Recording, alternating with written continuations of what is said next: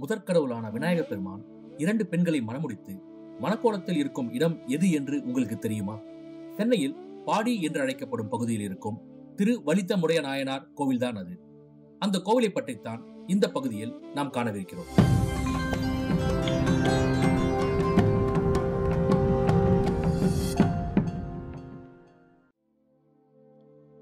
ஒரு நாட்டைச் சேர்ந்த மன்னன் மற்றொரு நாட்டு மன்னரோடு போர் தொடுத்து செல்லும் பொழுது தமது படைகள் தங்குவதற்கென்று ஒரு இடத்தை ஏற்பாடு செய்து அங்கு தங்கியிருப்பது வழக்கம்.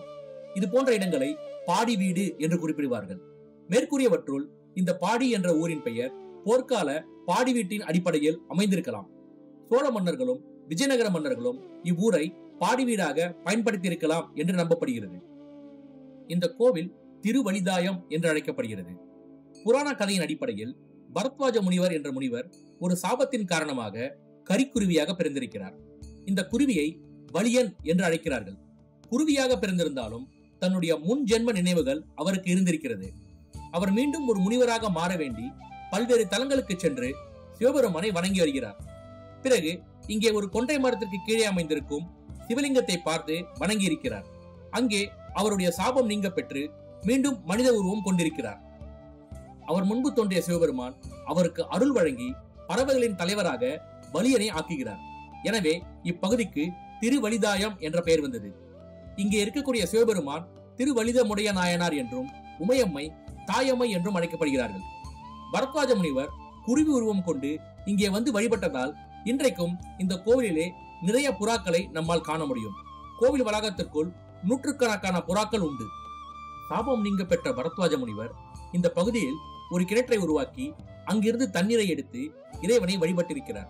இன்றைக்கும் பரத்வாஜ முனிவர் வழிபட்ட சிவலிங்கம் கோவில் வளாகத்திற்குள் இருக்கிறது. நவகிரக சன்னதிக்கு எதிரே இருக்கும் கிணறு பரத்வாஜ முனிவரால் உருவாக்கப்பட்டது என்று நம்பப்படுகிறது. இந்த கிணற்றின் தீர்த்தத்தை பரத்வாஜ தீர்த்தம் என்று அழைக்கிறார்கள். இந்த கோவிலின் தலவிருட்சம் கொன்றை மரம்.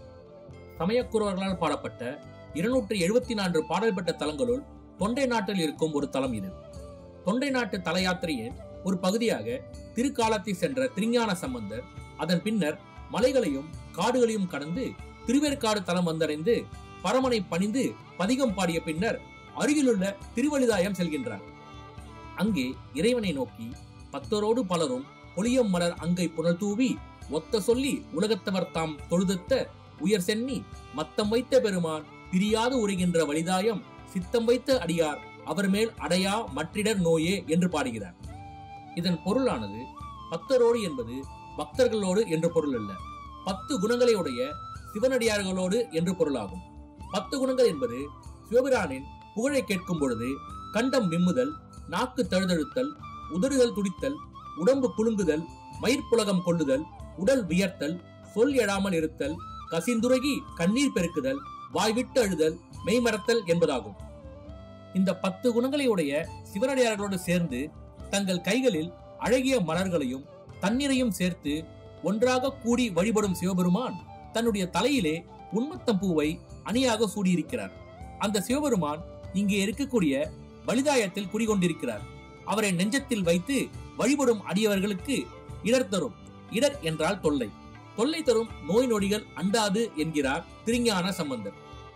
வியாழன் என்று சொல்லப்படும் குரு பகவான் காமத்தையை அணைப்பதற்காக இங்கே வந்து தவம் ஏற்றி வெற்றி கொண்டார் என்று சொல்லப்படுகிறது. குரு பகவானுக்கென்று இக்கோவிலே தனி சன்னதி இருக்கிறது. சென்னையிலே இருக்கும் ஒரு குரு பரிகார ஸ்தலமாகவும் இது சொல்லப்படுகிறது. பிரம்மாவின் மகள்களான கமலி மற்றும் வள்ளி என்று அழைக்கப்படும் 2 பெண்களை விநாயகர் இத்தலத்தில் மணமுடித்திருக்கிறார். அந்த 2 பெண்களோடு விநாயகர் இங்கே மணக்கோலத்தில் காட்சியளிக்கிறார்.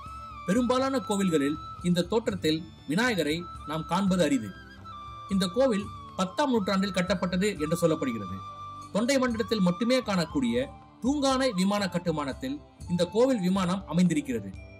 திருமயிலை, திருவான்மையூர், திருவேற்காடு, திருவிற்கோலம், திரு இளம் பையங்கோட்டூர், திருவூரல், திருவாலங்காடு, திருவெண்பாக்கம், திருப்பாச்சூர், திருமுல்லைவாயல், திருவற்றியூர் ஆகிய 11 தலங்கள் இருக்கும் அமைப்பு ஒரு மணி மாலையாகவும் அவற்றின் நடுவே வரும் திருவலிதாயம் நடுமணியாகவும் அமைந்திருக்கிறது.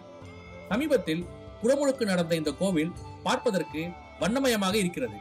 நூற்றுக்கணக்கான புறாக்கள் சூழ இந்த கோவிலை வலம் வந்து உள்ளே இருக்கும் தாயம்மையும் திருவழுதாய நாதரையும் வணங்கி நல்லதொரு ஆன்மீக அனுபவத்தை சேகரிக்குமாறு கேட்டுக்கொள்கிறோம். நன்றி.